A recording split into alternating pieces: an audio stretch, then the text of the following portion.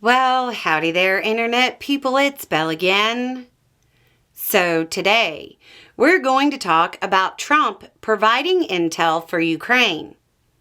In a somewhat surprising turn of events, the Trump administration is reportedly providing Ukraine with intelligence on Russian infrastructure, deep within Russia's borders. That would be a massive shift, not just in Trump policy, but in U.S. policy. Some are attributing this to Trump's recent statements about how he's reevaluated his view of things over there, when he wrote on social media, quote, "After getting to know and fully understand the Ukraine-Russia military and economic situation, and after seeing the economic trouble it is causing Russia, I think Ukraine, with the support of the European Union, is in a position to fight and win all of Ukraine back in its original form. With time, patience, and the financial support of Europe, and in particular NATO, the original borders from where this war started is very much an option.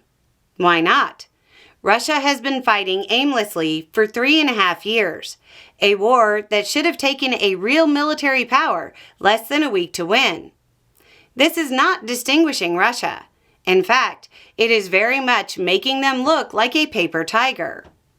When the people living in Moscow and all of the great cities, towns, and districts all throughout Russia find out what is really going on with this war, the fact that it's almost impossible for them to get gasoline through the long lines that are being formed, and all of the other things that are taking place in their war economy, where most of their money is being spent on fighting Ukraine, which has great spirit and only getting better. Ukraine would be able to take back their country in its original form, and who knows, maybe even go further than that. But the reporting seems to indicate that the shift to provide intelligence to Ukraine that would allow them to more effectively target Russia's war-making capacity and infrastructure inside Russia occurred before then. It really puts that part about when the people living in Moscow and all the great cities, towns, and districts all throughout Russia find out what is really going on with this war into a new perspective. Vance has also gotten in on the tone shift with Russia, saying, quote, "The Russians have got to wake up and accept reality here." There's also talk about the U.S. providing Ukraine with Tomahawks that have a range of about 1,500 miles.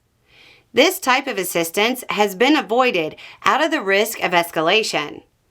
It appears that Russia's insults toward NATO, and Trump specifically, have gotten under his skin, to the point that he is at least willing to signal that he could go all in on the Ukrainian side of the conflict. Normally, Russia would be crying foul and saying this was an escalation.